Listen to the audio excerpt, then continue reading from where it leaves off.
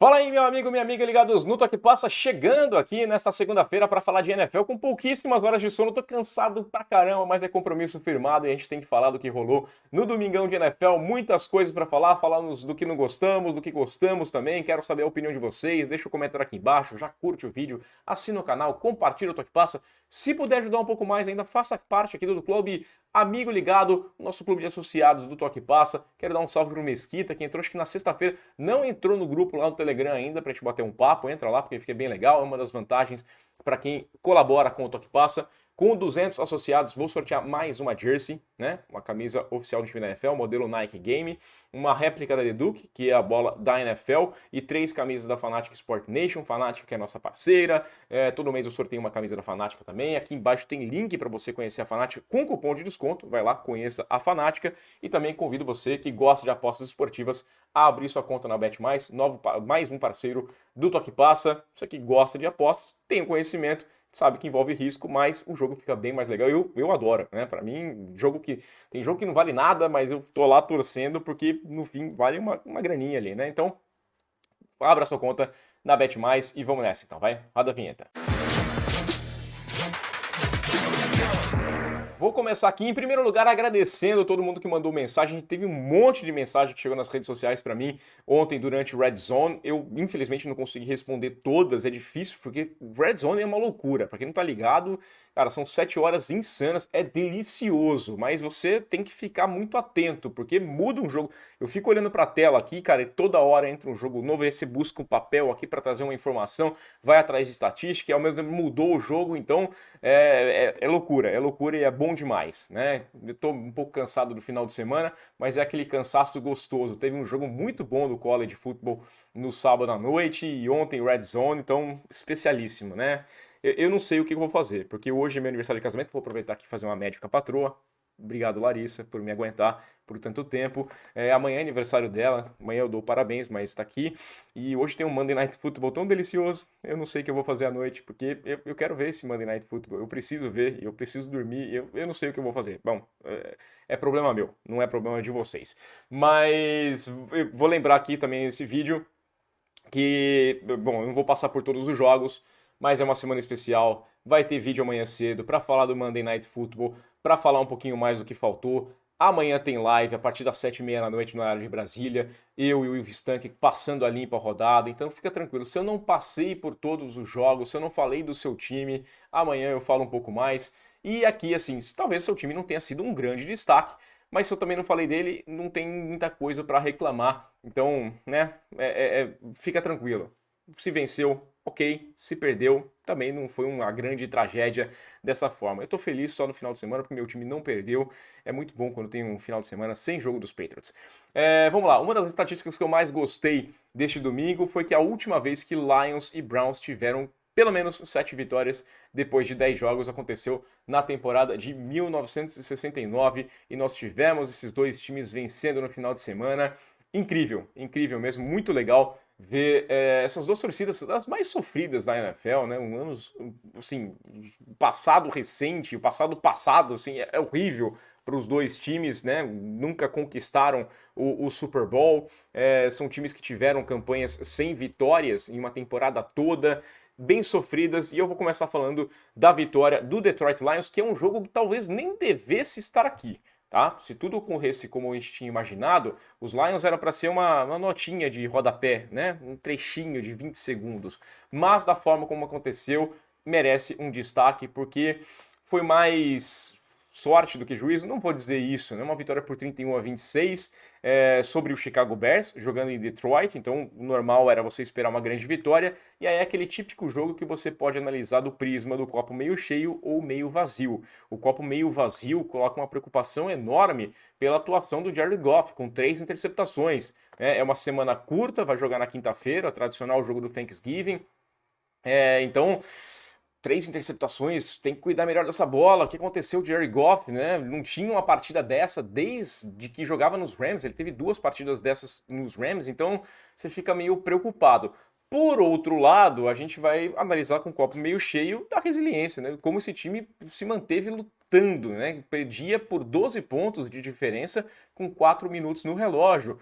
algumas equipes podiam pensar, vou jogar na quinta-feira, então não vou me matar, isso aqui já era, eu penso lá. Não, seguiu lutando até o final, literalmente até o final mesmo, para conquistar essa vitória importante para se manter vivo na luta pelo título da divisão. Pode conquistar pela primeira vez um título de divisão desde 93. E por que não, né? Dar uma secadinha nos Eagles hoje, pode sonhar em ter a melhor campanha da NFC, olhando o calendário, isso é plausível. Com a derrota dos Vikings no Sunday Night Football, não dá para cravar que os Lions estão muito encaminhados, porque ainda tem os 2 confrontos contra o time de Minneapolis, né? Não fez nenhum encontro ainda, a diferença são de 2 vitórias, então se acabar sendo varrido pelos Vikings, a disputa está aberta. Existe disputa ainda na NFC Norte, mas os Lions estão caminhando, indo bem.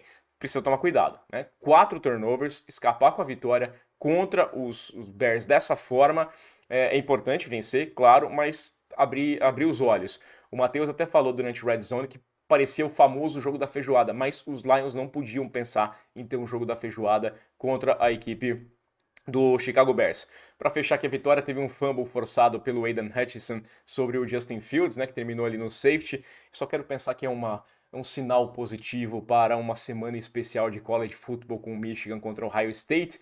E quero destacar também o Cairo Santos. Cairão foi muito bem, né? Acertou os 2 extra points que teve para chutar e os 4 field goals que tentou, um de 53 jardas, confiável. No final de semana que os chutes não foram assim especialmente bonitos, o Cairão confiável, sempre no meio do Y, muito bem o Cairo Santos, tá? E também vou falar da equipe do Cleveland Browns, que venceu o Pittsburgh Steelers, um jogo apertadíssimo aqui, um jogo defensivo como era esperado, um placar de 13-10, uma vitória com um field goal no finalzinho. E como essa defesa é especial, né? Como essa defesa é espetacular. Os Browns perderam o Deshaun Watson essa semana pelo resto da temporada, já tinham perdido o Nick Chubb, mas as vitórias passam pelo ataque. Eles vão acumulando vitórias porque passam sempre pelo ataque e não, aliás, passam pela defesa e não pelo ataque. Comentei aqui até a diferença, porque os Bengals perdem o Joe Burrow e eu falo, acabou a temporada. E por que não isso com a equipe dos Browns? Porque muda, até o handicap mudou muito pouco, né? O Deshaun Watson tá fora do jogo. A vantagem que era, acho que de 2,5 pontos, ou cai para 1,5 ponto. É um ponto. O Deshaun Watson mexia muito pouco nessa disputa contra os Steelers. O ataque não é a diferença. A defesa é a diferença da equipe do Cleveland Browns. Dorian Thompson-Robinson teve uma partida melhor que sua estreia, também pior, era difícil contra os Ravens, né? Assim, e do outro lado tinha uma defesa forte, né? A defesa dos Steelers também é um belo de um desafio e ele conseguiu fazer. Ele não precisa o que ele precisa fazer é não comprometer, e ele não comprometeu e ainda conseguiu conduzir aquela campanha final ali que terminou com o field goal da vitória. Eu não acho que os Browns sejam um time para Super Bowl, assim como eu não acho que os Lions sejam um time para Super Bowl. Aliás, os Lions têm uma campanha agora 8-2, é a primeira vez desde 62 que eles conseguem uma campanha assim. Lembrando que a família Ford comprou o time em 63, então é a primeira vez sob essa gestão que eles têm uma campanha 8-2.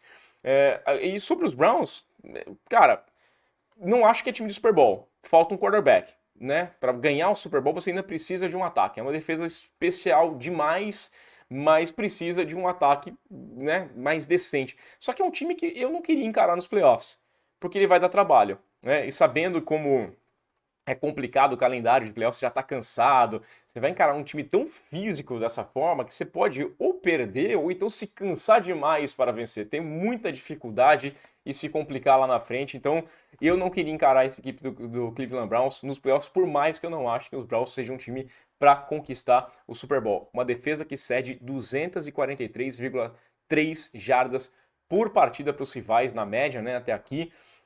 Olha, é melhor evitar, né?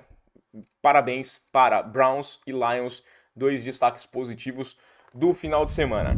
Mantendo a linha aqui de boas surpresas, vou falar da vitória também, mais na sorte do que no juízo, usando esse termo aqui só para mostrar que deu muito tiro no pé e conseguiu escapar ileso, que é a equipe do Houston Texans vencendo o Arizona Cardinals. Eu comentei aqui durante a semana e falei na live que era aquele típico jogo que a gente podia ter uma surpresa, porque todo mundo entra no hype, todo mundo tá olhando os Texans, venceram o jogo contra os Bengals, agora vai e vai dar certo.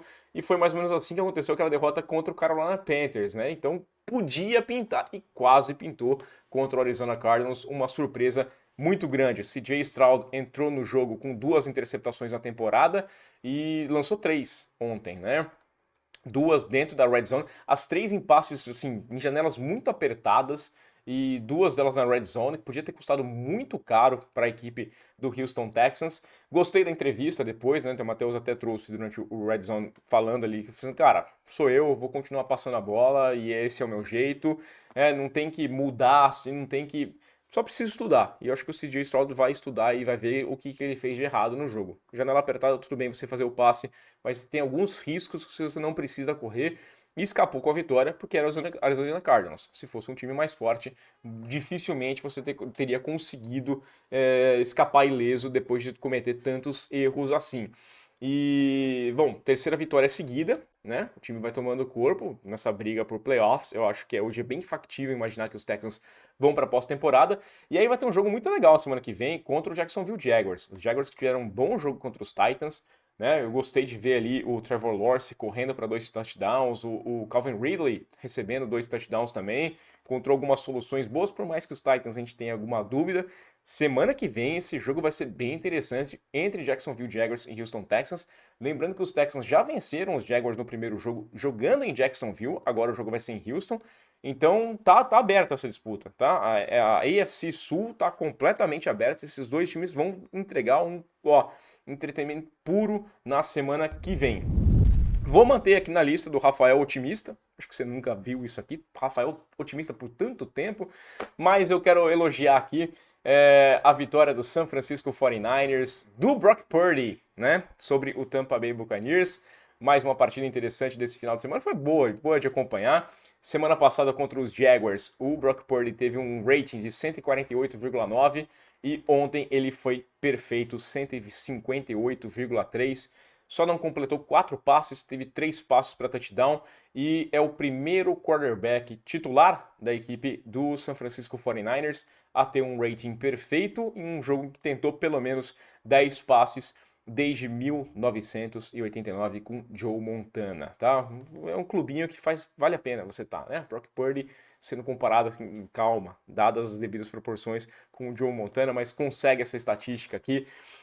Ontem eu fiz questão de elogiar lá no Red Zone, acompanhando a postura, né, do Brock Purdy. É bom de ver, né? A gente viu alguns momentos ele assustado naquela sequência de derrotas, o time não estava completo, mas com os 49ers completo, ele ele exala essa segurança, coisa que o Garoppolo não fazia, coisa que o Trey Lance não fez quando teve a chance, né? Ele tem essa aura, essa maturidade diferente na equipe dos 49ers. Eu gostei de ver. Lá dentro, ele sabe que vai ser protegido, a linha vai funcionar e ele sabe que tem playmakers. Ele sabe que ele pode passar a conexão dele com a Ayuk, tá assim, coisa digna de cinema mesmo. A Ayuk terminou o jogo com 5 recepções, 156 jardas, incrível, né? Teve corrida de 76 jardas, muito bom, bem conectado. Ele sabe que ele pode passar e fazer o handoff pro McCaffrey, que o McCaffrey vai correr. Ele sabe que ele pode procurar o Deebo Samuel. Ontem o Kittle invariavelmente estava ficando livre ali no meio da marcação. Ele não se afoba, ele não inventa, ele não precisa tentar a big play toda hora. E esse controle que ele tem que acaba ajudando bastante, né? Por não tentar forçar toda hora, ele consegue fazer os passes mais curtos. Por fazer os passes mais curtos, ele sabe que o fundo do campo vai estar à disposição dele em certos momentos. Maturidade digna de aplauso aqui do Brock Purdy. Vou elogiar de novo aqui o Brock Purdy. A vitória não é mais marcante, porque foi contra o Tampa Bay Buccaneers, né? Não é um time assim que é um primor. Mas eu vou elogiar também o Baker Mayfield, tá? Eu tenho gostado dessa temporada do Baker, fiz questão de elogiar também ontem durante o Red Zone. Eu gosto da postura dele ali, não se entregando em momento nenhum, tentando até o final, não desistiu. O jogo já estava com 2 posses, pouco tempo no relógio, mas ele vai lutar, ele vai tentar fazer uma coisa a mais. Tenho gostado da postura do Baker Mayfield na equipe do Tampa Bay Buccaneers. Vamos ver como é que vai ser o futuro do Baker e também da equipe de Tampa. Não apostava em playoffs, né? Tá agora com 4-6, essa é a campanha deles. Não achava que era time para playoff, mas está entregando até mais do que eu imaginava. O San Francisco 49ers 7-3 tá ali, dando uma secadinha também nos Eagles para, quem sabe, conseguir a melhor campanha da NFC. Saindo um pouquinho aqui do otimismo, mas para ficar numa zona cinza ainda, eu vou falar um pouquinho da vitória do Miami Dolphins, que eu vou colocar nessa zona cinza, porque para mim era obrigação vencer a equipe do Las Vegas Raiders, né? Eu acho que era um time. Os Raiders vinham de uma sequência de vitórias, mas contra times fracos né, aquela empolgação da mudança do treinador. Ontem a equipe do Miami Dolphins teve 3 turnovers, foram 2 fumbles, né? Um fumble do Tua, uma interceptação do Tua. E enfrentando um Aidan O'Connell que tem altos e baixos. Ele teve um belíssimo passe lá pro Devonta Adams, um touchdown de 47 jardas, né? Um passe em profundidade, coisa do gênero. Mas uma interceptação patética, ele oscila demais, né? A interceptação que ele teve numa tentativa de quarta descida não fez sentido, ele vai ser sacado e aí ele joga a bola para o lado, não tem motivo para isso. Eu acho que a equipe dos... Gostei da atuação do Ramsey, né? Teve interceptação ali até que sela o jogo, mas os Dolphins, para mim, correram risco demais contra um time que é mais fraco. Né? A gente tinha visto a equipe dos Dolphins sempre passando o carro sobre times mais fracos. Essa era a tendência. Enfrentava time fraco, ele atropelava, enfrentava time forte, ele acabava perdendo. Ontem ele enfrentou um time fraco e sofreu, não atropelou. Então acho que não apaga aquela imagem ruim que ficou do jogo contra os Chiefs na Alemanha, mas o importante é vencer, né? Segue forte lá, firme nessa briga na AFC Leste, tá? E agora eu vou dar uma amargada, né? Acho que já passamos aí quase um pouco mais de 15 minutos do vídeo e eu posso dar uma amargada, já foi o bastante, não acho que na minha família nunca me viu 15 minutos tão positivos assim, mas eu vou começar cornetando de leve, vou cornetar um pouquinho assim, sem muito destaque, a vitória dos Rams sobre a equipe do Seattle Seahawks. Eu pensei que essa vitória ia acontecer, né? Eu achava que os Rams eram favoritos, mas Seattle jogou bem, né? Seattle deveria ter vencido, ela merecia melhor sorte. Eu acho que o Seattle não perderia, não tivesse que ter usado o Drew Lock por 3 campanhas, né? Foram 3 and outs, assim, coisa horrível de se ver, mas eles controlavam o jogo, e aí tinha uma coisa que eu falava, cara, você olha as estatísticas, Seattle tá dominando tanto essa partida, mas o placar é baixo. O placar tá apertado, não era para ser assim. Esse placar tinha que estar mais disparado. A diferença ali era de 6 pontos, tinha que ter maior aproveitamento, colocar ponto no placar, e foi o que aconteceu. Aí o Gene Smith saiu com um problema no ombro. Com o Drew Lock fica difícil demais, né? Tudo bem, eles perderam o Kenneth Walker no começo da partida ali com uma lesão, a gente vai ter mais informações depois da gravidade dessa lesão, mas ele não voltou para o jogo, mas o Charbonnet foi bem, né? Correu ali 15 vezes 47 jardas, e poderiam ter vencido. Deveriam ter vencido aqui para o Seattle Seahawks, não fosse o Drew Lock. O Drew Lock mata qualquer expectativa. Tanto é que o Gene Smith, depois com esse problema no ombro, ele volta para a última campanha para dar a chance da equipe de Seattle vencer, né? Porque aí nesse meio do caminho, o Stafford consegue conduzir uma campanha que termina com um field goal que virava o placar. Aliás, o Stafford tomou uma pancada também, um flea flicker que deu errado e ele tomou uma pancada, consegue voltar para o jogo. Eu achei que ele ia se machucar de novo. E aí eu vou cornetar os dois treinadores. O Sean McVay, porque a última campanha eles... o field goal eu viro o placar, então tá ótimo, vou ficar aqui no field goal e... Nossa, modorrento ali, chuta o field goal e dá a chance de Seattle reagir. E aí eu vou criticar o Pete Carroll. Acho que o trabalho dos dois treinadores foi muito ruim no final. Para mim, rolou uma diarreia mental nos dois ali, que são dois caras que eu respeito demais pela inteligência que tem dentro do futebol americano e cometeriam erros primários. Seattle chegou na linha de 39 jardas do campo ofensivo com 41 segundos para jogar. Não tinha mais tempo para pedir. Mas ok, primeira descida, vai lá e faz um spike, tenta um passe, busca ali. Tá na field goal range, mas ainda assim é de um field goal longo, né? É uma tentativa que não é fácil. O que eles fizeram? Eles foram correndo para tentar chamaram uma corrida que o Charbonnet ganha mais 2 jardas apenas, e aí eles deixam o relógio correr numa segunda descida e fazem um spike para chutar com 7 segundos para o final. Pô, sério mesmo? Não dá para ter tentado algumas jardinhas a mais? Vocês entende que tá tudo bem chutar um field goal de 55 jardas para vitória? Eu vou criticar o pessoal lá nos 49ers. Eu critiquei, aliás, que eles poderiam ter tentado um pouquinho mais. E mesmo assim era um field goal dentro das 40 jardas. Agora é um field goal de 55 jardas. Por mais que o chute tenha sido horrível, o Myers acaba errando, o chute foi ruim, mas eu não vou colocar na culpa dele. 55 jardas não é uma garantia. Não é assim, putz, o kicker errou, os caras deram a chance. Não. Tinha que ter tentado pelo menos um pouquinho mais. Tinha tempo para isso. Né? Eu sei, mas se sofre o sec, ok, para ali, né? Não tentasse aquela corrida, fizesse o spike, ou então tentasse um passe e, bom, foi sacado, ok, pede um tempo, né? Mas não gostei. 55 jardas, eu acho, ainda mais pela forma como o Seahawks estava encarando essa defesa dos Rams. Os Rams permitiam muitas jardas conquistadas, estavam conseguindo isso. Então eu definitivamente não gostei. Pode ter uma relação com relação ao ombro, né?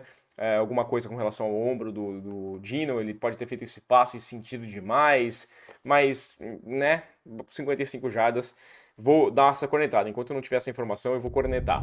E agora o amargor vai exalar, né? Agora, bom, quase 20 minutos de vídeo aqui, eu me segurando bastante e agora eu vou perder a linha. Primeiro, para criticar o Ron Rivera, é um cara que eu defendo demais, vocês sabem, eu gosto bastante do Rivera, mas não dá para ser varrido pelos Giants numa temporada. Isso aqui é passível de demissão, justa causa e pedir indenização, né? Não é nem pagar alguma coisa, é pedir indenização. Porque você vai lá, vende todos os ingressos, a torcida de Washington comemorando a saída do Snyder, putz, vida nova aqui, e aí você tem uma campanha 1-4 sendo destruído pela equipe do New York Giants com um show do Tommy DeVito. Tommy DeVito, 18 de 26, 246 jardas, 3 passes para touchdown. Tommy DeVito arrebentando aqui que a equipe do Commanders, um time que... E ele foi sacado 9 vezes, hein? O DeVito teve 3 passes para touchdown, um grande jogo, sendo sacado 9 vezes. 9 vezes perdendo 45 jardas. É incrível. É incrível o quão incompetente foi o time do Commanders. Eu defendo bastante o Rivera, mas não dá. Acabou. É boa vontade com ele, mas tem limite, né? Eu acho que se mandar ele embora hoje, não me surpreenderia, não teria problema nenhum. Sam Howell foi interceptado 3 vezes. O time jogou mal, mal mesmo. Teve chances ainda mais do que deveria. E aí um erro atrás do outro acaba perdendo por 31-19 e ficou barato. Perder 2 jogos para esse time dos Giants, vitória importante para os Giants, né? Precisando responder com o Debo, mas não dá, não dá. O Rivera, para mim, chegou aqui no ponto final. E o bicho vai pegar mesmo quando tiver que falar do Los Angeles Chargers, né?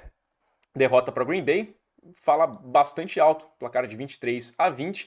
Green Bay perdeu o Aaron Jones ainda no segundo quarto da partida e mesmo assim foi capaz de vencer, né? Drops, mais drops, cara, quantos drops? O Keenan Allen anotou um touchdown e ele fez uma dancinha, eu até comentei na hora que ele tava comemorando lá no Red Zone, fazendo a dancinha, comemorando, cara, ele teve 2 touchdowns, 2 drops inadmissíveis para um cara da qualidade do Keenan Allen, né? Que eram touchdowns claros ali e ele dropou. Então ele comemora, não era para comemorar, era simplesmente pedir desculpa, falar foi mal, consegui finalmente fazer um touchdown, mas eu deixei 2 antes lá. E que decepção que é o Quentin Johnston, né? Eu achava que era um bom jogador também, achava, mas college football é outra coisa. O drop que ele tem naquela campanha final, né? Pô, o Justin Herbert estava liberado ontem para chegar e cuspir na cara de qualquer um. Não, nem tanto. Mas assim, eu entenderia. Pô, o Justin Herbert chegou, deu aquela coringada no vestiário e saiu quebrando tudo. Fala, não, eu entendo por quê, né? Tá claro o porquê que ele fez. Ontem não dava. Ontem não foi culpa do Herbert. E deve ser difícil demais você saber que você tem talento, você tem qualidade e tá num time tão derrotado quanto a equipe dos Chargers, tá? Meti a camisa aqui dos Packers. Parabéns pro Jordan Love, melhor jogo da carreira dele ali, 27 de 40, 322 jardas, 2 passos para touchdown, mas também um pouco de protesto contra essa patética equipe e desse cara que é o Brandon Staley. Tá? Brandon Staley, ele foi contratado para ser porque ele era uma mente defensiva. Ele é um cara que resolveu a defesa. E a defesa do Chargers é cada vez pior. Pior. Mas saiu o Bolsa machucado. Sim, se você não contar que o Bolsa vai se machucar, você tá vendo o Bolsa errado, né?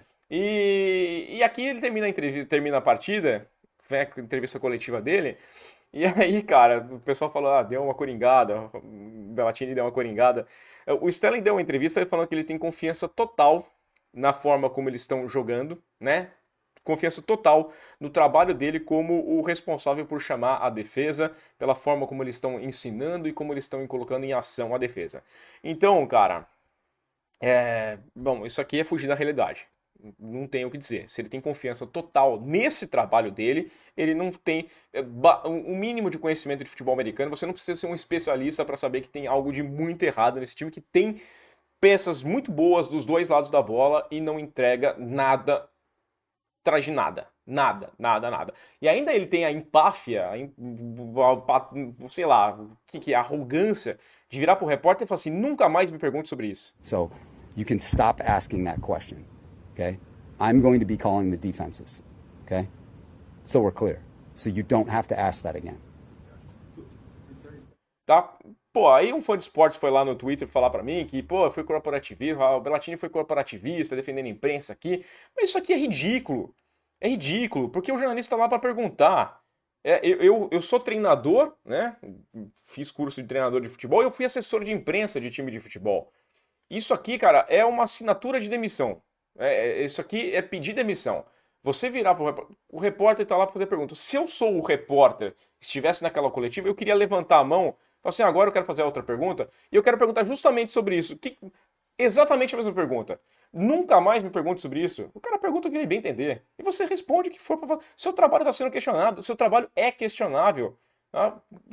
Ou então não faça mais entrevista coletiva. Pede para assessoria de imprensa.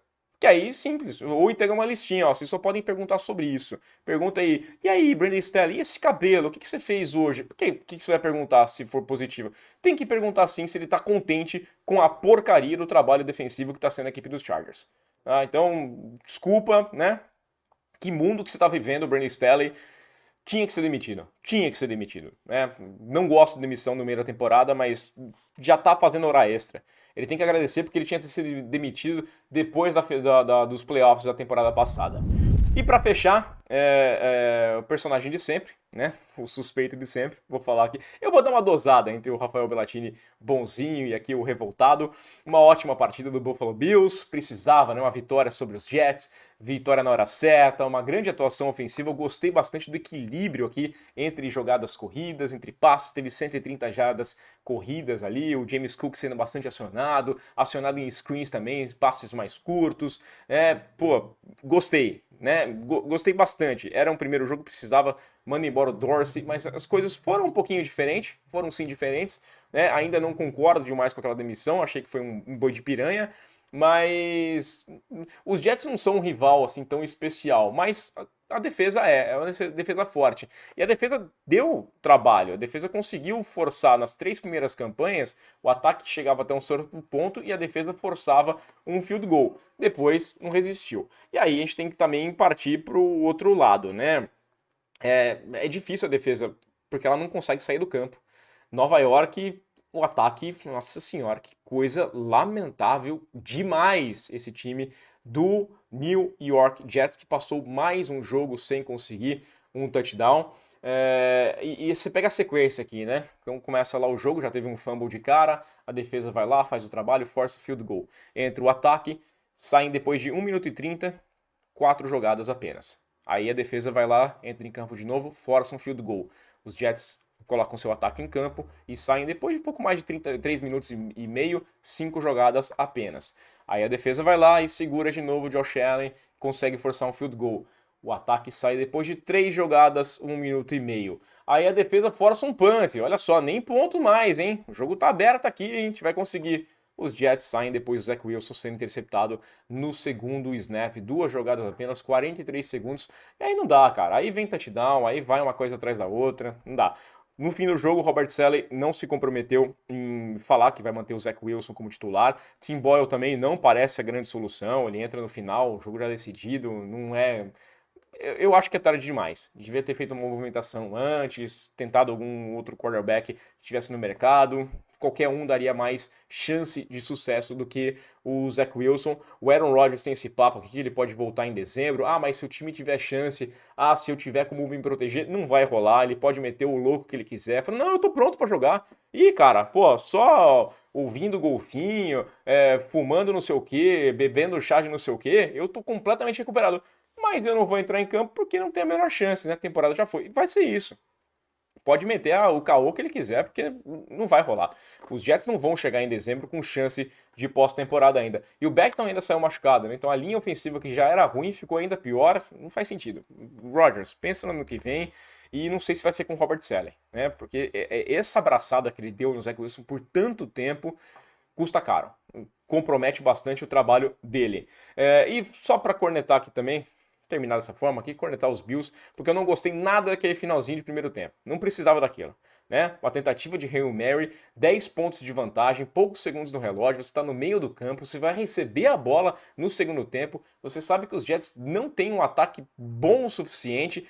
Cara, vai tranquilo, vai pro intervalo, ajoelha, tenta correr, se der certo deu, não der. Pra que fazer o Josh Allen tentar uma Hail Mary? Pra ser interceptado. Eu falava aqui, eu não gosto, eu acho que é correr um risco desnecessário. Aquela proporção, assim, o custo que pode gerar e o benefício que pode trazer era muito pequeno.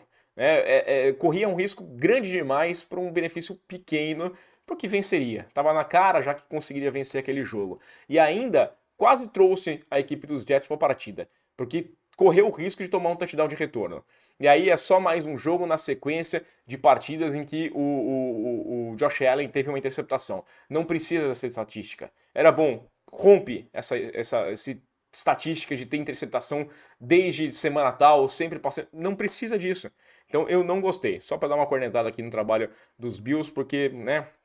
Bom, hoje teremos o Monday Night Football, partidaça. Vou tentar dar um jeito com a patroa para conseguir assistir essa partida.